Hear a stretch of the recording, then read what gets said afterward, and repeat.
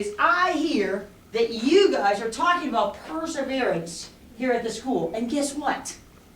That is our word of the month. Okay? But I brought along somebody special to help us teach about perseverance.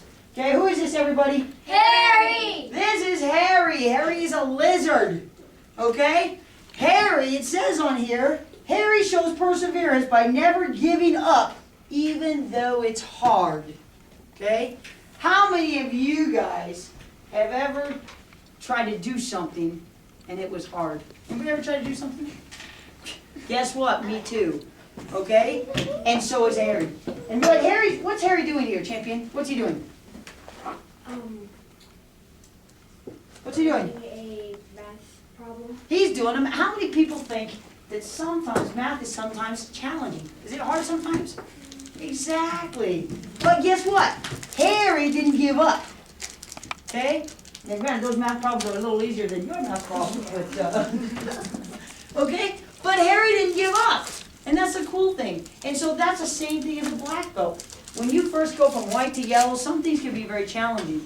And Walker, has it always been easy at Taekwondo? No, ma'am. No, we have some pretty tough exercises, don't we? Yes, ma'am. But do you give up? No, ma'am. No way. And that's why he's going to be a black belt in less than a year, because he does not give up. And these guys are on their way to being a black belt too.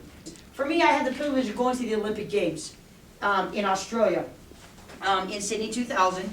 And one of the things is, you know what?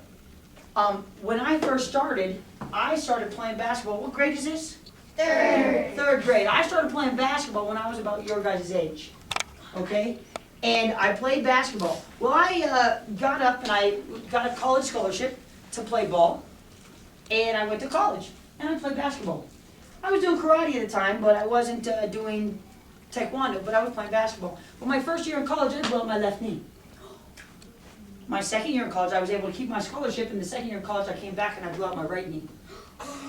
And the thing was, here it was very frustrating and devastating for me because I thought I would never ever be able to reach my dream and my goals. But you know what? I changed over from taekwondo, from karate, and I moved into taekwondo in order to rehabilitate my knees for basketball. Because I was determined, because the doctor said, hey, you're not going to be able to do this again if this happens. So you want to bet, doc? Watch me. I guarantee you I can do it. And so sure enough, I came, and I came back from my injuries. Well, following that, I made our national team in 1993, way before a lot of you guys were born. And I moved out here to Colorado, to the Olympic Training Center in 1994 to make our Olympic team in 96. I made the Olympic team in 96, but guess what? We were taken out of the 96 Olympics. Another huge devastation for me.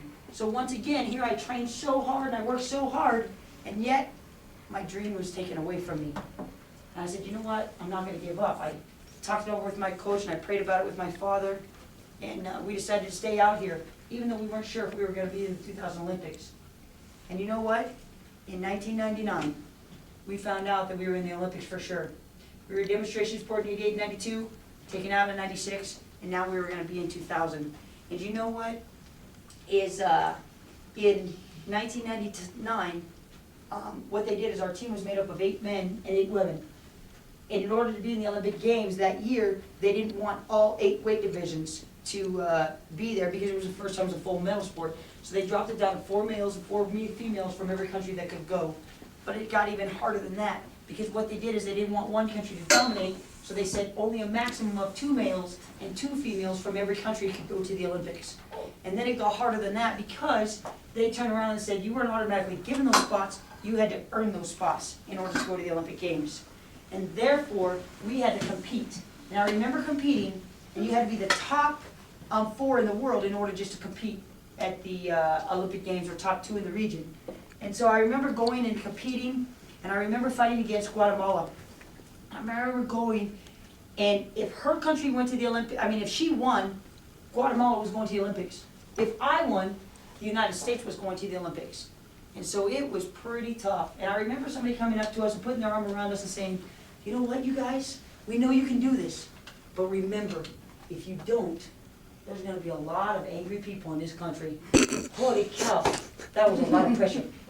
And I said, you know what, sir, is there any way that you can go over there while we do our job? And because there was so much pressure. But I was not giving up. There was no way I was stopping. And you know what? I remember when I was going against her, and I remember the score, and it was 4-2, and I was in the lead. And there was 30 seconds left. And I'm thinking, oh my goodness, we can go, and we can go. And so I was looking, and all of a sudden, the clock went down to 10, and the people were saying 10, 9, 8, longest 10 seconds of my life. You thought 10 seconds was short? It's not, it's long. However, I went to decide to go for one more, and I ended up winning 5-2. You know what? I turned around, looked at my coach. I think he jumped 50 feet in the air. Well, maybe a little exaggeration in that math section, but you know. But you know what? It was cool. Now everybody in the whole state was yelling USA, USA, USA all over the place. Well, guess what? It was super cool that now I got to go to the, I got our United States to go to the Olympics. But one of the things that the United States does is they try to make it very fair. And so all the other countries that they won, that person got to go to the Olympic Games. But our country, we had the opportunity to come back here and we had to fight for our spot. We qualified the spot, but we didn't qualify us. So now all my longtime friends who were in the weight divisions above me or the weight division below me were either trying to gain weight or lose weight, because everybody wanted to go to the Olympic Games. So now I had to fight against some of my longtime teammates. And May 20th of 2000 at the Olympic Training Center right here in Colorado, we had our Olympic team trials. And when we had our Olympic team trials, I remember winning that day. And I'd already been on the team 8 times before. So when I won, it was special. But guess what? That night they put on a banquet for us. And when they put that banquet on for us, they turned around and handed us our badges and said, "Here you go, Olympians." And my teammate shrugged me and said, "Did you hear that? For 8 long years, we've been telling everybody we're Olympic hopeful, Olympic hopeful, Olympic hopeful. And now, we get to say we're an Olympian." And to tell you the truth, that's what I'm talking about, perseverance. I could have given up when I messed up my knees. I could have given up when they took us out of the Olympic Games. I could have given up when they made all these decisions and made it very difficult for us to go to the Olympic Games. But I did it. And I'm telling you, it's very rewarding today. Something that's ever been challenging for you. In Taekwondo, my ground senior terminology right now was really, really hard. And I kept on practicing and practicing, and then last night I finally got it. Love it. Give him a hand. Tell us about perseverance for you. Well, when I was in my adulthood, I had several careers out of college, and one of them was even as an administrator of programs for older people. And then I became a mother, and I loved that, but at some point I wanted to go back to work. And so I decided to pursue a master's degree in education so I could become your teacher. Well, at that time, I was tutoring children at home. I was working in adult education. I was trying to be a good mother to 2 sons. And I was earning a master's degree with people that had more education background than I did. Mine was economics. So it paid off. I love being your teacher, but boy, there were some very full days in there. Give her a hand. Somebody tell me, are you happy that she persevered through the tough times of school?